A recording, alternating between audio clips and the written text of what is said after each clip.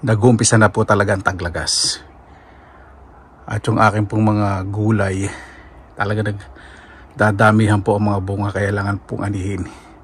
Ang pinakamasarap po talaga sa pagtatanim, yung pag-ani at yung tamang pag-iimbak, di ba?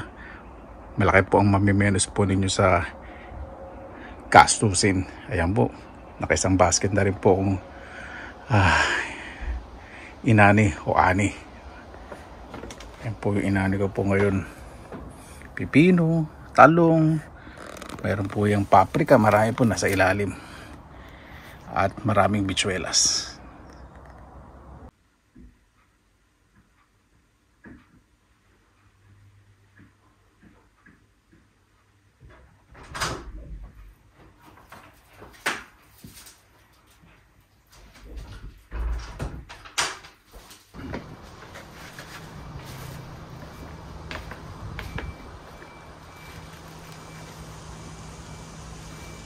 Inspired by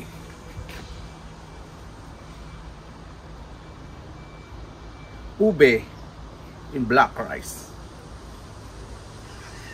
Ilang araw po mga kabayan, welcome po sa Pinilakalakbayan. Naway sana'y safe po ang lahat. Ngayon po ay maglilinis po ako ng hardin. Aanin ko na po ang dapat ay anihin dahil nag-uumpisa na po ang taglagas. Nakakalungkot po dahil ibang aking gulay ang natetepok na.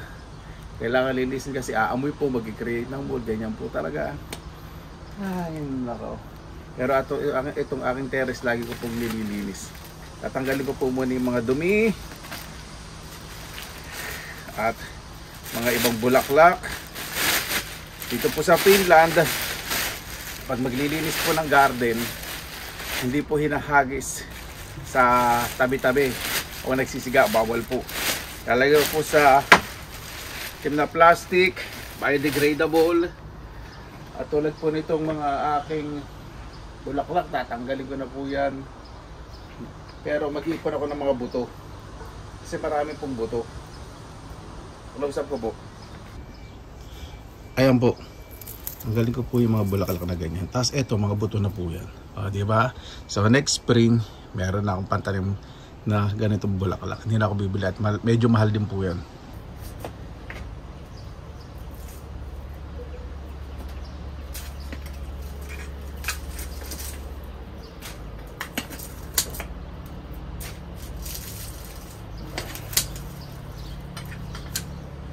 Ito pong mga lettuce nalunod kasi sobrang ulan, sunod-sunod po 4 days, kaya ayan. Pero konti na lang po itong natira. Syempre kinakain ko po yung gumagawa po ko ng salad. Ito mga natira yung mga old na, so hindi na ako magpapatubo ng buto po nito. Hindi na ako mag-aani ng buto kasi hindi na ako magpupunla dahil murang-mura lang naman po yung buto dito ng mga lettuces. Yan, itong bulaklak okay pa. Itong Chinese cabbage, hindi ko na naani, sobrang busy. Pero tinatanggalan ko po ng tao sa gilid para mag-focus na lang sa pamumulaklak at magkapunla. Yan. Ito yung paborito kong lettuce na konti na lang natira. Ito rin inulan, nagtubig.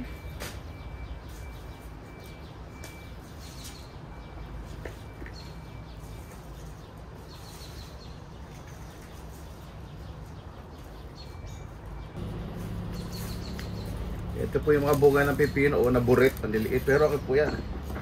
Edible pa po ito. Masarap po yung sausaw sa asin. Napapak ko po yan eh. Kahit mga ganyan. So ito, wala na pong chance po itong lumaki.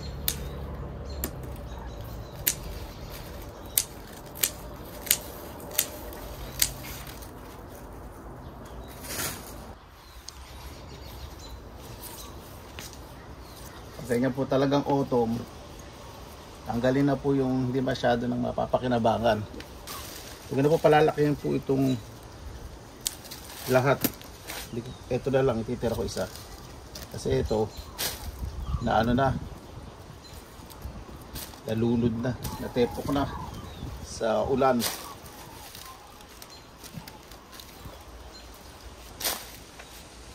Kailangan talaga ayusin kasi pag hindi po nililinis bago mag-autumn, naku po, babako po yan.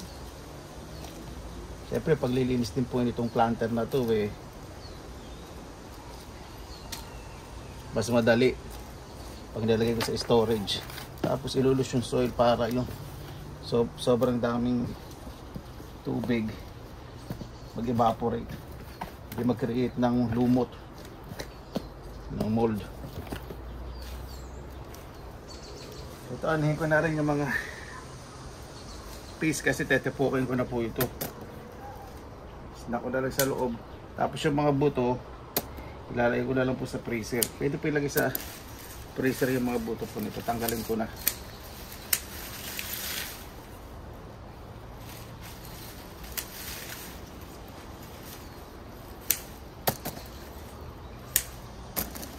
Ganyan po ang buhay sa 4 seasons na country. Talaga ang pag-garden po. Tsaga, kahit naman sa Pilipinas, di ba? Pag tag-araw, ano ba yung mga pwedeng itanim? Pag tag-ulan, ano ba yung mga pwedeng itanim, di ba? Kaya ang pagtatanim po, tsaga, lalo na po sa panahon po ngayon, ako po, napakamahal na po ng mga bilihin. Kapag natuto po tayo magtanim, napakasarap po ng pakiramdam. Tapos makikita niyo yung mga tanim nyo aani kayo. Masabi nyo na, yun pala ang presyo nun. Sasabihin nyo, may tanim ako na sa ano buti nagtanim ako nun. Tulad na po presyo na kamatis ngayon, di ba? Paano bumibili na kayo ng ginto sa makamahal?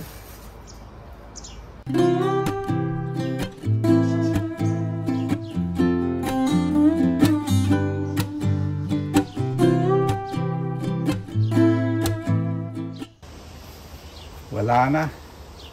Talagang taglagas na. Pero napakaganda po ng panahon ngayon. Kasi hindi po siya masyadong malamig.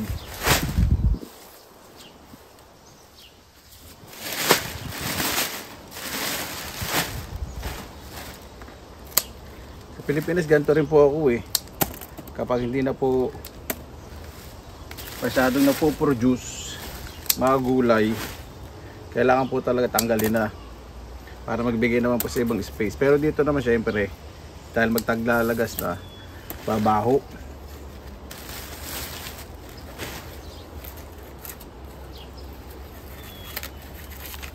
Babaho ang mga gilid ng halaman. Kasi hanggat medyo warm ang weather, kailangan maglinis na maglinis.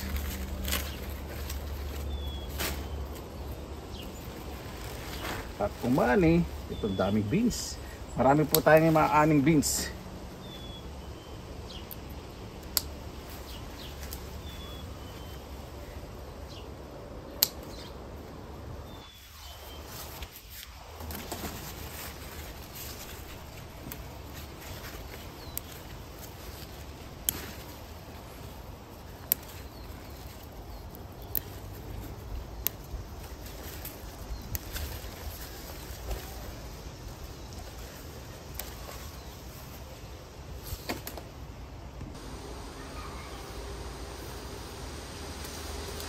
Yan.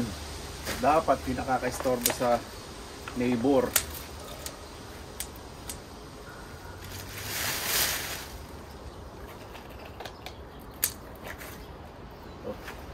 Sayang kong pipino ito, mali na to. Pag hinugasan ko yan napakalutong.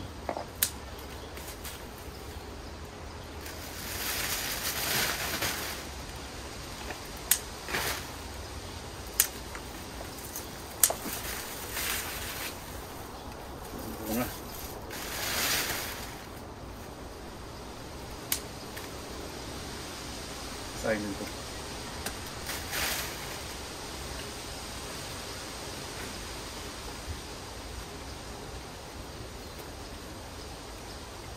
bago maglamig, tatanggalin ko na po yung lupa nito kasi pag nag-iwan po kayo ng lupa sa mga plastic planter at magbibingkan, puputok po yan kasi mag-expand po yung lupa. Pag naglagay po kayo ng yelo, di ba, sa plastic na tubig, lagay nyo sa freezer, di ba, may nag-expand. Ano po mangyayari?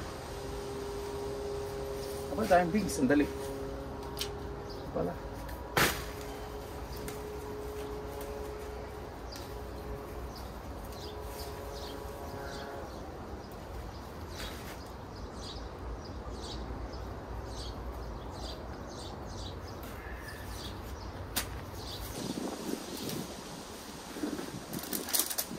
Ayan, napakaraming beans. Hindi ko alam makakailang kilo po tayo. Malaki na kukunin ko kasi lalaki pa po yung, diba? Pag hindi na, yan po oh, pag hindi nababantayan eh, napapansin lagi eh, talagang lakas pumamungan itong beans na to. Ito po yung bichuelas. Marami pa po yan. Saka yung mga nasa hangin planter, anayin ko po. Ang dami, malaki pala na yan dito.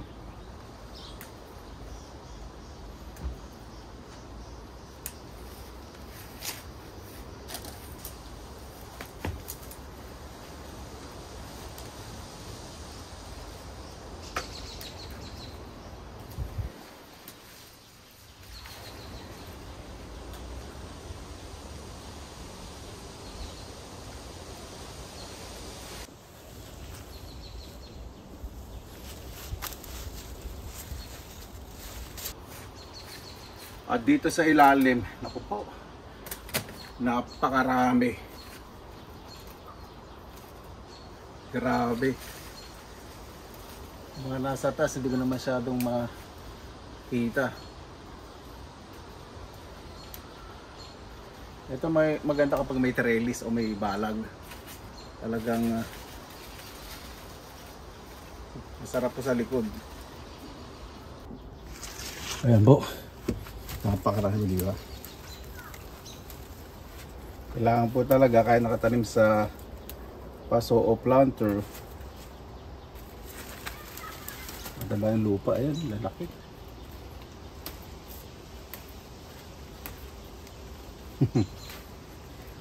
Mahal din po ito eh.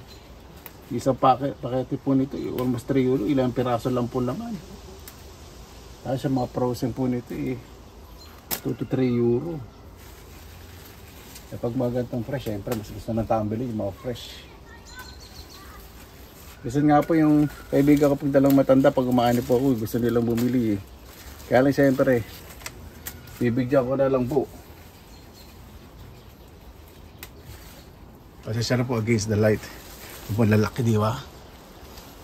Ayan o. Ibig sabihin, healthy talaga tong lupa. Ang ganda. Lalo na kung tananim ko to sa ground. Naku po. Tataba.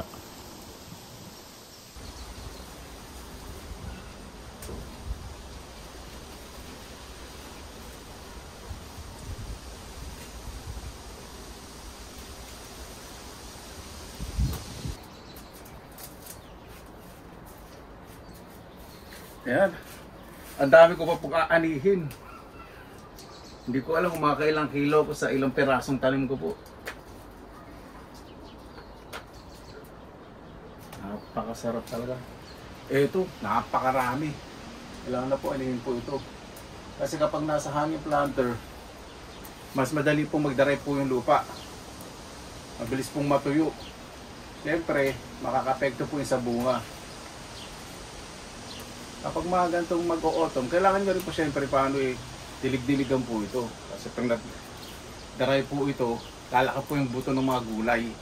So hindi po masarap. Ibig sabihin ba, yan pa siya napipilitang lumaki. Dami. Kailangan gumamit ako dito ng ano, bangko o bangkito.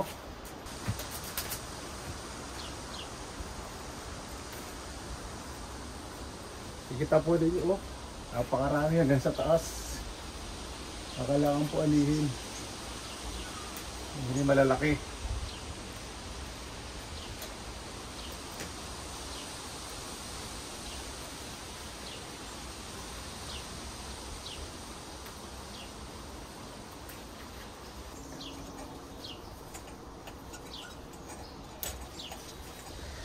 Sunod po natin anihin yung mga paprika sa greenhouse.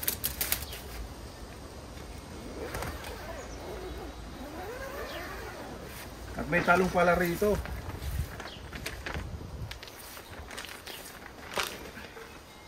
Yan, dami. Yung talong medyo magulang na. Ayan. Medyo nadadry na sa lamig. Talong, nagyariin na natin. Ito. Tatlo yan eh. Ayan, napakarami pong paprika. Tanggalin ko na yung mga ibang halaman dito. Ito kailangan hugasan kasi may mga insekto. Ganda rin po nito eh. Yung buto nito. Ito matamis na may konting ahang. Gusto ko po itong paprika na to. Ganda po nitong flavoring sa lahat po ng may sarsang lutuin na Pilipino. Pakasarap po nito.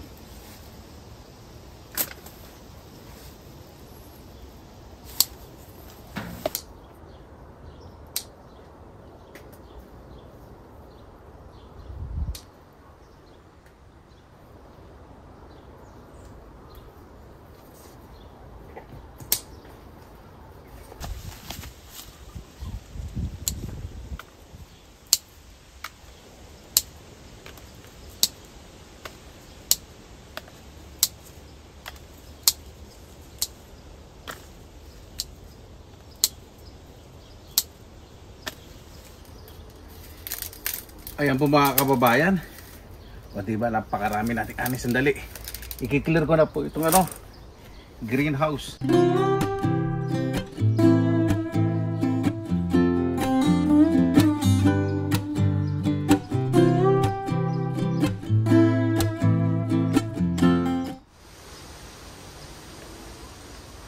At kailangan tanggalin na po sa greenhouse itong mga wooden boxes.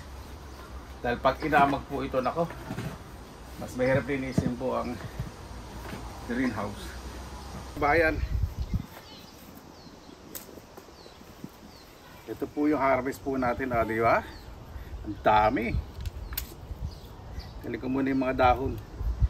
Linisin ko po muna mabuti bago ko lagay sa loob kasi po insekto. Kailangan po medyo i-shake po para mabulabog yung mga insekto. Matitigas naman po itong inani ko sa okay. Siyempre pag may mga prutas, huwag niyo pong gawin to para mabulabog po yung mga insekto. So pag nilagay ko sa loob, walang insekto. Yan, linis na. Ito pong sa likod ko, itong apple tree, bibigay ko po sa Finnish mother ko kasi mas maganda po yung yard niya, mas naarawan. Dito hindi po masyadong naarawan eh. Dahil pag lumaki yung mga puno sa gubat, tatakpan po yung mga tanim ko. Pero nagpo-produce naman ng mga, ng mga gulay. Di ba? Tapos ito pong mga buto ng bulaklak yan. Patutuyuin ko po para pag pinasok ko sa loob at inayo sa lalagyan, mas maayos, mas malinis.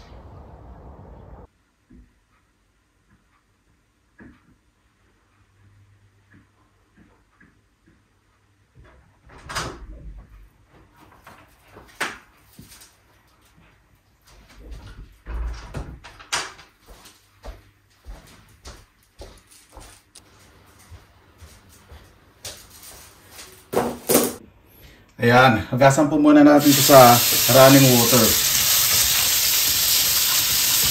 Pagkahugas po natin sa running water, huwag nyo na pong aalugin sa sink kasi baka magkalasog-lasog. Kanina inalog na po natin para mawala po yung insekto. Maganda po dito sa running water, yung mga maliliit na insekto punta na sa drainage.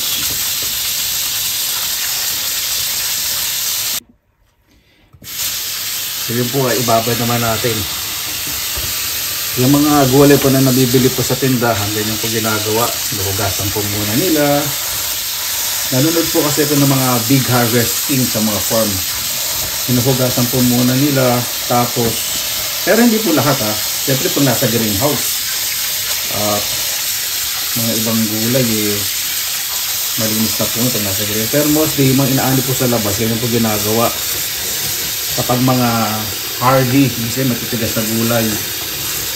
Siyempre mga lettuce, hindi naman masyadong hinuhugasan yun. May nilalagay po sa mga shops dito sa Pinon, mostly galing po sa greenhouse kasi wala pong insekto. Kaya pag mga imported po ng mga gulay at wala pong insekto, ano po yun? Ito po sasabihin ko po sa inyo hindi po 100% organic po yun. Kasi bago po i-import o ipadala export sa ibang bansa, fumigated po yun. Isa po yung sa requirement po para dali sa ibang bansa. Para po, ibig sabihin na fumigated, spray po yun para mapatay yung mga insekto bago makapasok sa ibang bansa. Tabad po muna natin para mamatay yung mga maliliit na insekto. At mamaya kakainin niya ng malang insekto may dalawang pa. Ayan po. Nahiwa ko na po ng maninipis. Igigisa ko lang po, nilagyan ko pong carrot. Siyempre, ibang paprika nilagyan po. Pero ako po masyado. Gusto ko po simpleng sinigang na bichuelas. Ito po yung mga paprika at yung sweet peas. Yung talong, lalagay ko po muna sa rep. Kasi gusto po magdiningding. Susunod po ng mga araw. Mag-isa na po tayo. Panahin ko na po itong bawang at sibuyas. Filipino style pong gagawin ko ngayon ng pagigisa lang po ng bichuelas para mas masarap. Medyo golden brown po yung bawang at yung sibuyas medyo golden brown. Ayan, okay na po. Golden brown na po yung bawang at yung sibuyas slightly golden brown. Mas malasa po kasi ito pag lalagay po tayo ng liquid. Mas lalasa po. Lagyan na po natin ang ating freshly harvest na bichuelas. Paprika. Siyempre yung carrots po nanggaling po sa shop. Organic po yun. Pag magigisa po kayong mga ganyang gulay, lagyan na po agad kayo ng asin para mabilis maglabas ng liquid. Lagyan na po kayo ng paminta.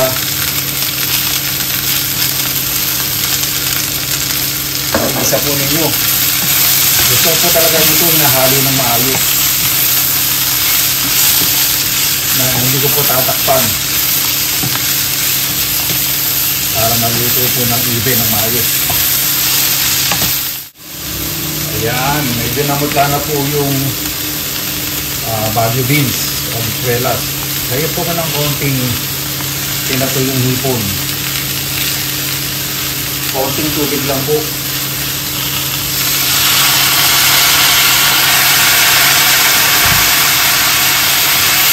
Gusto natin ng maayos.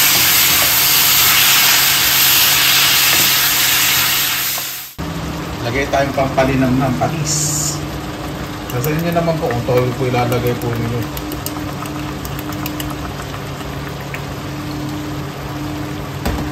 Yan po natin mabuti. Ganyan po pag nagigisa gusto po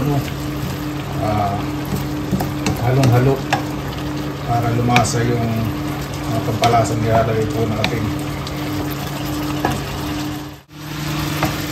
Ayan. Ito na po. Ayoko masyadong overcook. Gusto ko po yung na ito medyo may crunch. Ready na po. Kaya na po tayo. Mabuhay! Ayan. Nawaysay po ang lahat.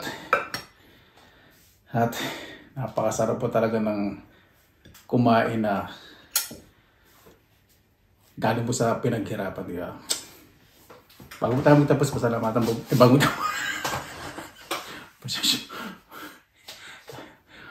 tayo mag-umpisa, pasalamatan po muna natin ang Panginoon. Panginoon, maraming salamat na pasabihan. Minigay niyo po sa amin sa araw na ito. Taway ang bawat isa po. May mapagsuluhan po ng maayos sa kanilang hapagkainan. At makaraos po sa isang araw na ligtas, Panginoon. Kaya po bahala po sa amin, sinusuko na po namin sa inyo lahat sa kanila Jesus. Amen. Ito na pa natin. Talagay po muna ako ng pineapple soda. No added sugar. Diba? Sabi ko, ididining-ding ko yung talong. Kasi nasanay din po ako sa pag bumibisita po ako sa mga kaibigan kong mga Thai. Masarap po yung talong, yung mga bilog, saka yung green. Ito, manamis-namis po. Pag sinaw po dito sa spicy rice noodles na may ginto. Yeah. O diba, napakasimple po nitong ginisang bichuelas pero napakasarap. Kambay po tayo ngayon. Yung mga Thai na kaibigan ko po, pinanood din po yung video ko, natatakam daw po sila.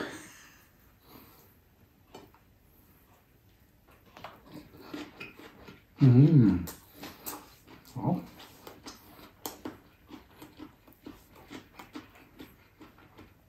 Napakasimpleng lutuin pero napakasarap.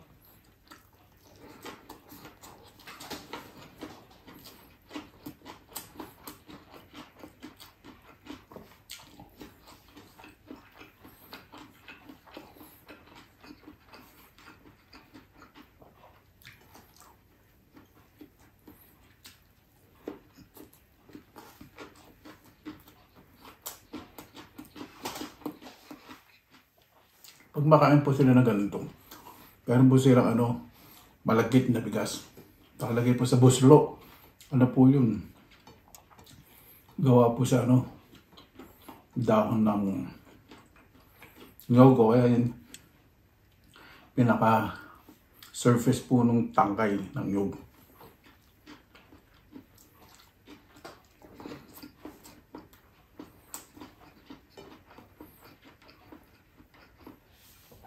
Parang maliit na basket po saan na may takip. Doon po nilalagay nila yung malagkit na bigas, tapos may plastic na heat resistant para maging warm po. Mamitayin yung init.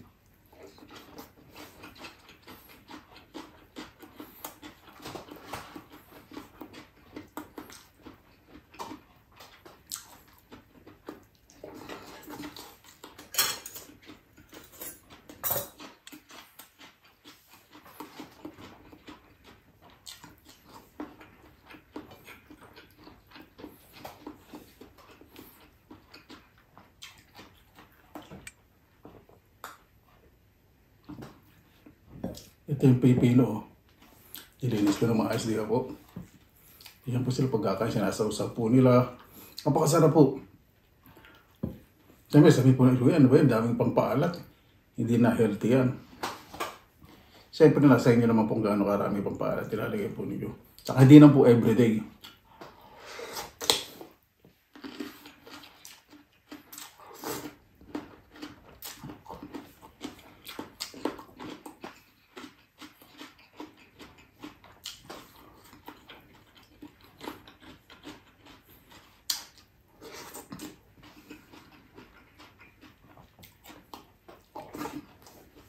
Maanghang. Mas maanghang po nga kasi mas kamatas yung sili.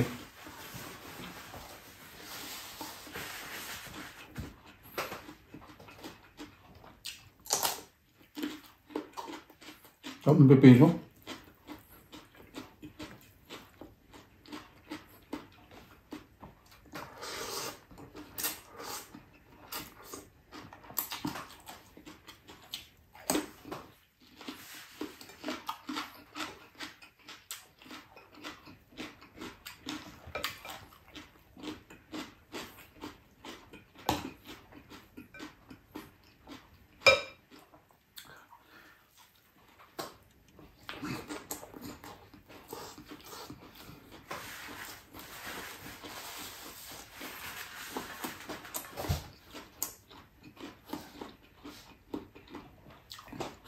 Ito po yung sweet. Yung sweet piece na napakasarap.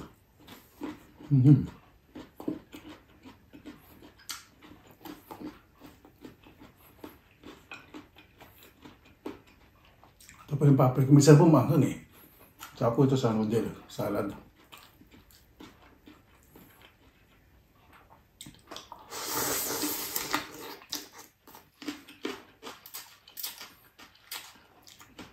At naman ito. Pero okay lang. Tamis. Kaking ahang. Pero okay na isa. Lumalabas sa ilong ko yung ahang.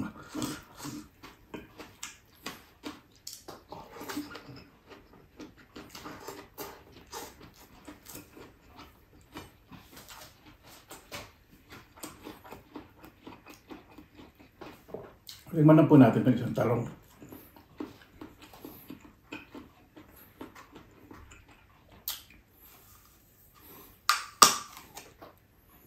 Ako, parang magulang na itong talong. Hindi ko na manguya. Pero matamis. Pwede pa rin.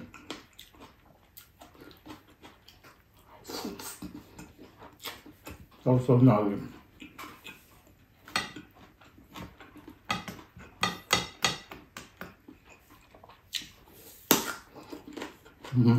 Oh. Oh.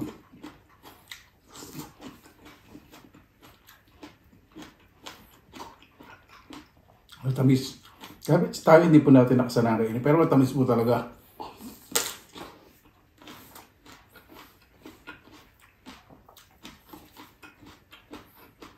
Ako na isa pa. Itong dalawa yan. Baka hindi ko na munguya yung mga magulang. Ilalagay ko na po sa dinding para hindi ba sayang.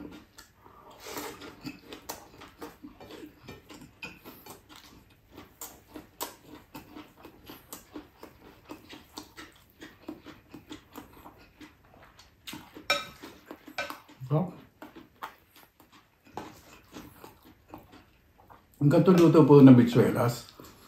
Gusto ko rin po yung sa bataw, yung pipino, tapos may gigisan nyo lang po, tapos may malilit na hipo, napakasarap. Kasi sa garilas din po. Sitaw din.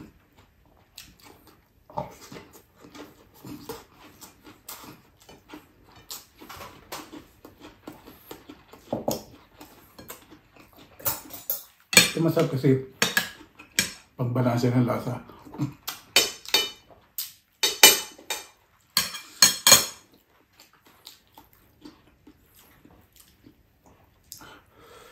Ganda na. Gusto maraming makuha pag kamay, konti lang eh.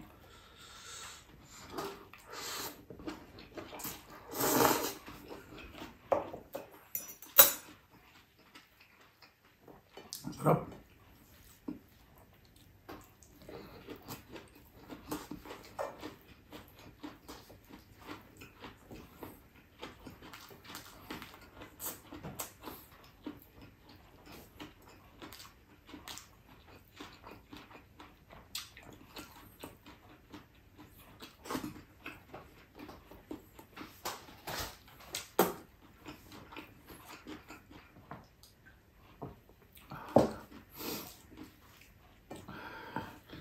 Mahal talaga ito. Saka yung siling kinain natin.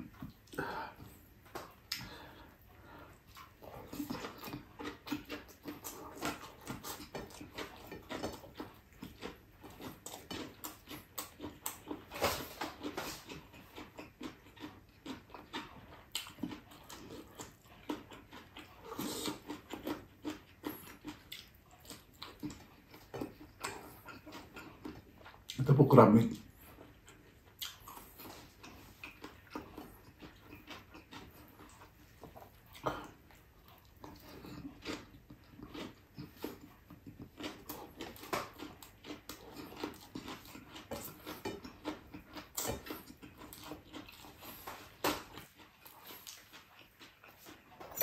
Talagang sariling ani.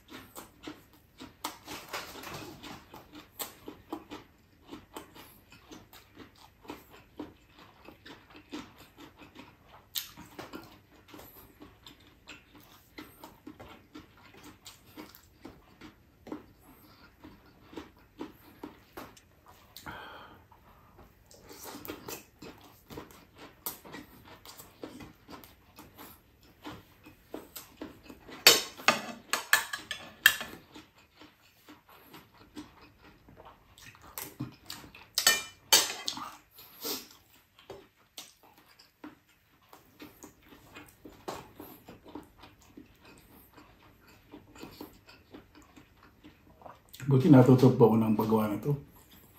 Kasi matanong po talaga gusto, pag gusto po yung last, tinatanong ko po talaga yung mga kaibigan ko.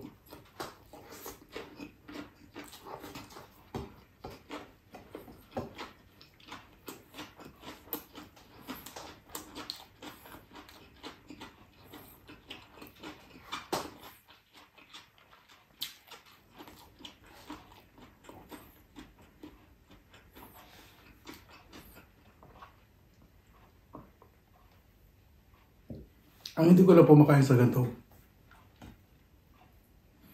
yung ampalaya. Para pa sa akin, napakapait ko ng palaya maliliit. Sila gusto po ni Rasa may konting pait. Yung po hindi ko maano. Saka yung sibuyas na mura, yun. Hindi ko po makapangas.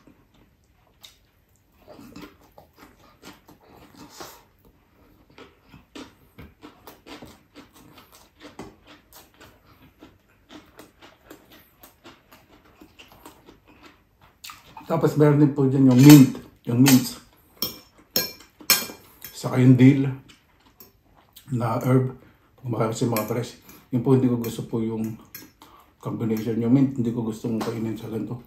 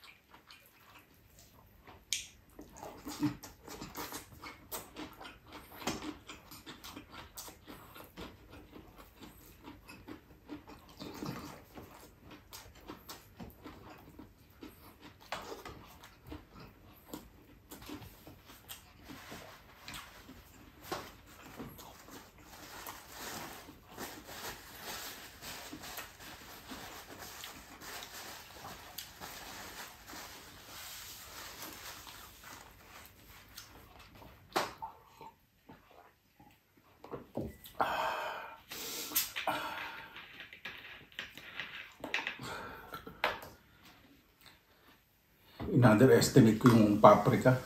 Ay, hindi masyadong. Minsan po kasi, para po yung siling panigang niya pag mga minsan mga minsan hindi. Ano po, hindi na po sobrang mas, pero mas naman yung tamis kaysa sa anghang.